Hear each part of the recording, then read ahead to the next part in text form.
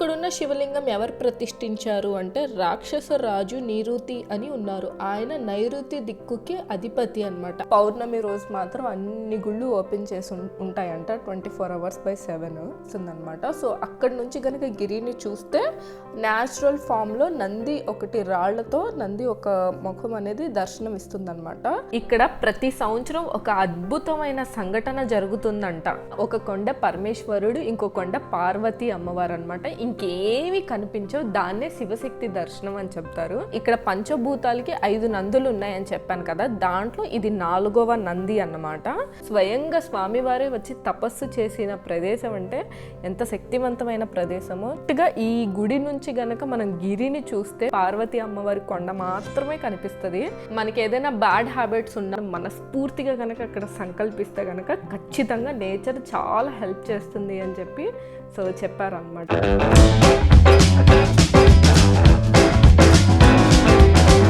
మనం మారి అమ్మవారిని దర్శనం చేసుకొని అలా కొంచెం ముందుకు వెళ్ళంగానే మనకి లెఫ్ట్ సైడ్న నైరుతి లింగం కనిపిస్తుంది అనమాట. ఇది మనది 19వ పాయింట్. ఇక్కడున్న శివలింగం ఎవరు ప్రతిష్ఠించారు అంటే రాక్షస రాజు నిరుతి అని ఉన్నారు. ఆయన నైరుతి దిక్కుకి అధిపతి అన్నమాట. ఆయన ప్రతిష్ఠించారు ఇక్కడున్న శివలింగాన్ని. సామాన్యంగా వాస్తుకి సంబంధించిన ఏ ఇష్యూస్ అయినా సరే నైరుతికి సంబంధించిన ఇష్యూసే నడుస్తూ ఉంటాయి అన్నమాట. నైరుతితో చిన్న తప్పు చేసిన మనల్ని పాతాళాన్ని తొక్కేస్తుంది అని చెప్తారు. అదే నైరుతి దిక్కుతో జాగ్రత్తగా ఉంటే గనక మంచి స్థానానికి వెళ్తాము అని చెప్పి చెప్తారనమాట. వాస్తు శాస్త్రం చెప్పే వాళ్ళైతే మనకు అలా చెప్తారనమాట. ఈ గుళ్ళో గనక స్వామి వారిని దర్శించుకుని సేవిస్తే గనక రాక్షస పిచాచ దృష్ట గ్రహ బాధలన్నీ పోతాయి, అలాగే కీర్తి ప్రతిష్టలు వస్తాయి అని పురాణంలో చెప్పారనమాట. ఈ క్షేత్రానికి అధిపతి రాహువు అన్నమాట. మనకి అష్టలింగాల్లో ఇది 4వ లింగం. చాలా శక్తివంతమైన శివలింగం అన్నమాట. సో మాకైతే దర్శనాలు ఎక్కడా సరిగ్గా దొరకలేదు. పౌర్ణమి రోజు మాత్రం అన్ని గుళ్ళు ఓపెన్ చేసి ఉంటాయంట 24 hours/7. కాకపోతే మాకు ఆ రోజు అయితే సరిగ్గా దర్శనాలు అయితే దొరకలేదు. బయట నుంచే దండం పెట్టుకున్నాం. ఇక్కడ చాలా చాలా శక్తివంతమైన సంఘటనలు కూడా జరిగాయంట. అందుకే తప్పకుండా ఇక్కడ దర్శించుకోండి. ఇది మనది 19వ పాయింట్, ఎనర్జీ పాయింట్ అన్నమాట. సో అది విషయం.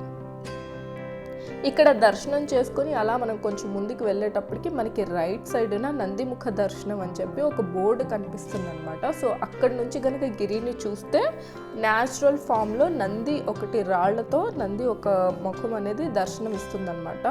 సో అది మనది 20వ పాయింట్. బట్ ఏంటంటే మాకు చెట్లు ఎక్కువ అయిపోవడం వల్ల దానికి తోడు మిడ్ నైట్ కదా, సో సరిగ్గా కనిపించలేదు. మేము డేలో వచ్చి కూడా చూసినా సరే సరిగ్గా కనిపించలేదు. అక్కడ అందరిని అడిగాము ఇక్కడ నుంచి అంటే ఇక్కడ నుంచే కనిపించేది, కాకపోతే ఇప్పుడు అంతా చెట్లన్నీ పెరిగిపోయాయి కదా, సో మాకు కూడా కనిపించట్లేదు అని చెప్పారు. సో మేము అక్కడ నుంచే బయట నుంచి దండం పెట్టుకున్నాం అంతే. సో సరిగ్గా అయితే కనిపించలేదు అనమాట. అది మనది 20వ పాయింట్. సో జస్ట్ అక్కడ బోర్డు కనిపిస్తే కనుక అక్కడ నుంచి నుంచొని అలా ఫీల్ అవ్వండి అంతే. ఏం చేయలేం కదా కనిపించట్లేదు. సో అది విషయం.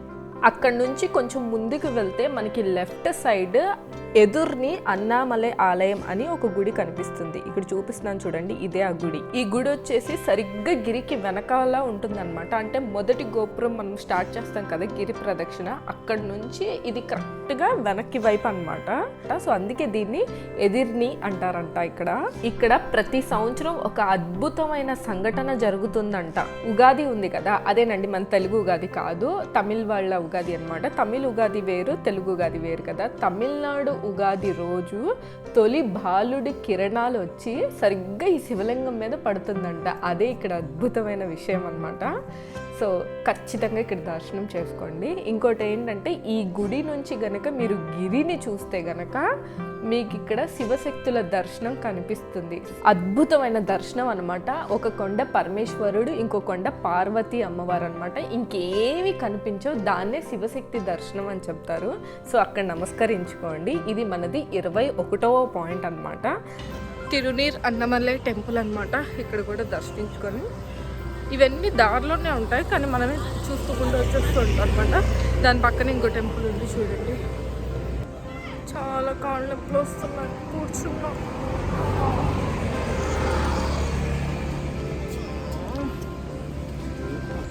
వెళ్ళేదారిలో రాఘవేంద్ర స్వామి బృందావనం అని ఉంది. సో ఇక్కడ కూడా దండం పెట్టుకొని బయలుదేరుతున్నాం.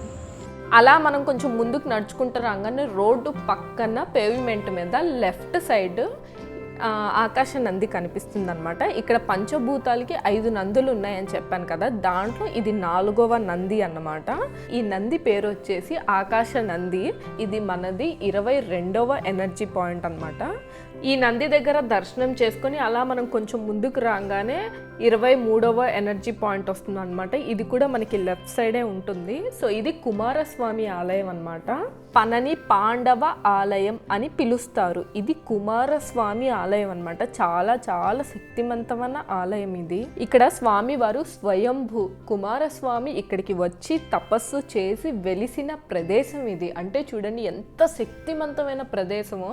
స్వయంగా స్వామి వారే వచ్చి తపస్సు చేసిన ప్రదేశం అంటే ఎంత శక్తివంతమైన ప్రదేశమో. ఇక్కడ స్వామి దండపాణి స్వరూపంలో ఉంటారు. ఆ గుడి ఆలయం పైన మీకు భృంగి కూర్చొని, అంటే 3 కాళ్ళుండి ఒక భృంగి ఉంటుంది. భృంగి స్టోరీ మీ అందరికీ తెలిసే ఉంటుంది. అంటే పార్వతి అమ్మవారిని పరమేశ్వరిని వేరువేరుగా చూడడం, అప్పుడు పార్వతి అమ్మవారికి బాగా కోపం వచ్చి ఆ భృంగికి శపించడం, ఇలా అంతా జరిగింది. స్టోరీ మీ అందరికీ తెలిసే ఉంటుంది మ్యాక్సిమం. అప్పుడు భృంగి ఇక్కడికి వచ్చి తపస్సు చేసి ఆ పాప విమోచనం చేసుకున్నారంట. కుమారస్వామి, భృంగి ఇలాంటి వాళ్ళే అక్కడ తపస్సు చేశారంటే ఆ ప్రదేశానికి ఎంత శక్తివంతమైందో అర్థమవుతుంది కదా. అందుకే తప్పకుండా దర్శించుకోండి. ఇది మనది 23వ ఎనర్జీ పాయింట్. అలా మనం కొంచెం ముందుకు వెళ్ళగానే మనకి లెఫ్ట్ సైడ్ రాజరాజేశ్వరి అమ్మవారి ఆలయం కనిపిస్తుంది. నిజానికి చెప్పాలంటే ఇవన్నీ గుళ్ళల్లోకి వెళ్ళి దర్శనం చేసుకోవాలి అన్న ఇంటెన్షన్తో మేము స్టార్ట్ అయ్యాం. కాకపోతే మా బ్యాడ్ లక్ అన్ని గుళ్ళు కూడా క్లోజ్ చేసేసారండి. సేమ్ టైం ఇది కూడా అంతే. మేము నెక్స్ట్ డే కూడా వచ్చాం, నెక్స్ట్ డే కూడా క్లోజ్ చేసేసారనమాట. ఓన్లీ పౌర్ణమి రోజు మాత్రమే ఓపెన్ చేస్తారంట. నేను చాలా డిసప్పాయింట్ అయిందల్లా ఏంటి గిరి ప్రదక్షిణలో అంటే ఇదొక్క పాయింట్లోనే నేను చాలా డిసప్పాయింట్ అయ్యాను. మిగతాదంతా టెంపుల్స్ కనుక్కోవడము, ఎక్సైట్మెంట్గా చూడడము అదంతా బాగానే ఉంది. కానీ లోపలికి వెళ్ళి దర్శనాలు చేసుకోలేదన్న బాధ తప్ప నాకు వేరేది ఏం లేదు.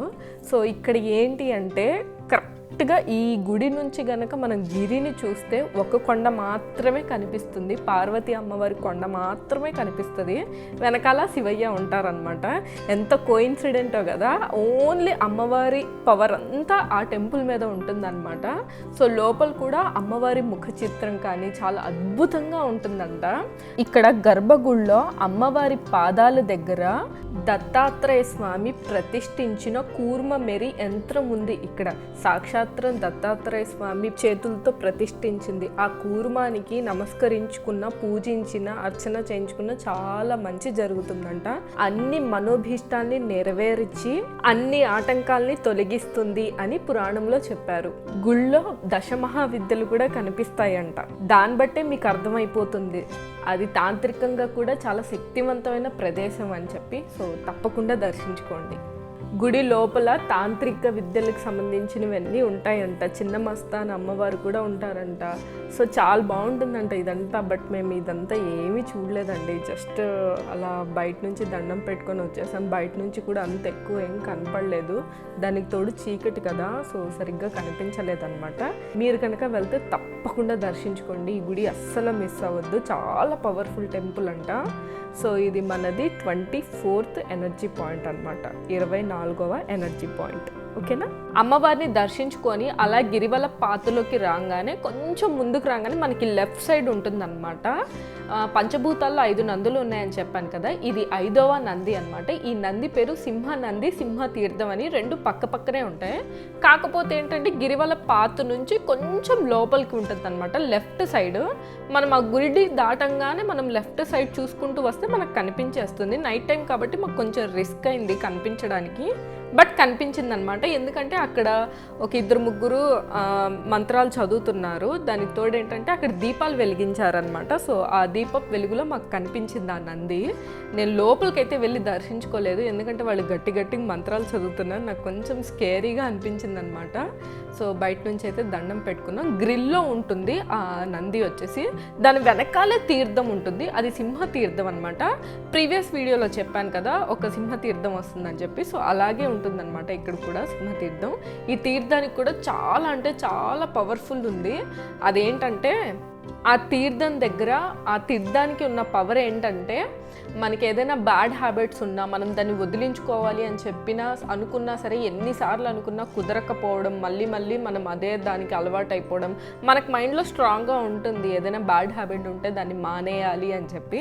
సో మానలేకుండా మానసికంగా బాధపడుతూ ఉంటారు కదా, అలాంటి వాళ్ళు కనుక ఇక్కడ ఈ తీర్థం దగ్గరికి వచ్చి ఆ తీర్థం దగ్గరికి వెళ్ళి 2 చేతుల నిండా నీళ్లు తీసుకొని సంకల్పించుకొని ఆ నీళ్లు కనుక వదిలేస్తే కనుక ఆ నీళ్లు అక్కడ వదిలేసిన దగ్గర నుంచి ప్రకృతిలో ఉన్న శక్తులన్నీ కూడా ఆ అలవాటులన్నిటినీ వదిలేయడానికి సహకరిస్తాయంట. సో అది ఎలా అయింది అంటే మనకి పబ్బులు కానీ పార్టీలు కానీ బాగా అలాగా అల్లరి చిల్లరగా వెళ్ళాలి అని ఉంది, సో ఇప్పటి నుంచి మారాలి అనుకుంటున్నామని చెప్పి ఇక్కడ సంకల్పించుకొని మనం గనక మర్చిపోయి ఎప్పుడైనా ఫ్రెండ్స్ పిలిచారనో లేదా రిలేటివ్స్ పిలిచారనో వెళ్ళాల్సి వచ్చిన సిచ్యువేషన్స్ ఉంటాయి కదా, సో అప్పుడు వెళ్ళాలి అనుకున్నప్పుడు మంచిగా రెడీ అయ్యి అది గెట్ టుగెదర్ చేద్దాం అనుకునేలోగా అయితే ఆ పార్టీ అయినా క్యాన్సిల్ అయిపోతుంది, లేకపోతే మన ఇంటికి ఎవరైనా రావడము లేదా మనం ఆ రోజు బిజీ అయిపోవడము, సో సమ్హౌ ఏదో ఒకటి జరిగి అదైతే ఆగిపోతుంది అనమాట. అంటే మన మైండ్ సైట్ అటు వెళ్ళకుండా అయితే నేచర్ మనల్ని సేవ్ చేస్తూ ఉంటుంది అని చెప్పి చాలామంది చెప్పారనమాట. చాలామంది లైఫ్లో అలాంటి ఇన్సిడెంట్స్ జరిగాయి,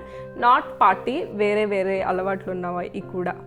సో అందుకే మనం మనస్ఫూర్తిగా కనుక అక్కడ సంకల్పిస్తే కనుక ఖచ్చితంగా నేచర్ చాలా హెల్ప్ చేస్తుంది అని చెప్పి సో చెప్పారనమాట. ఇది మంచి ప్లేస్. సో నేను భయంతో వెళ్ళలేదు, బట్ మీరు మాత్రం వెళ్ళండి. అలాంటి బ్యాడ్ హ్యాబిట్స్ ఏదైనా పోవాలి అనుకుంటే కనుక మనస్ఫూర్తిగా సంకల్పించుకొని చేయండి, డెఫినెట్గా అవుతుంది. ఇది మనది 25వ ఎనర్జీ పాయింట్ అనమాట. వెళ్ళే దారిలో సింహనంది సింహ తీర్థం అని ఉంది, సో ఆ ఎండుకు ఉందన్నమాట, కనిపిస్తుందా? సో అక్కడికి వెళ్దాం ఇప్పుడు. ఎవరో లోపల ఉన్నారు, మంత్రాలు చదువుతున్నారు, నాకు భయం వేసేసింది. సో అందుకే నేను వీడియో తీయలేదన్నమాట.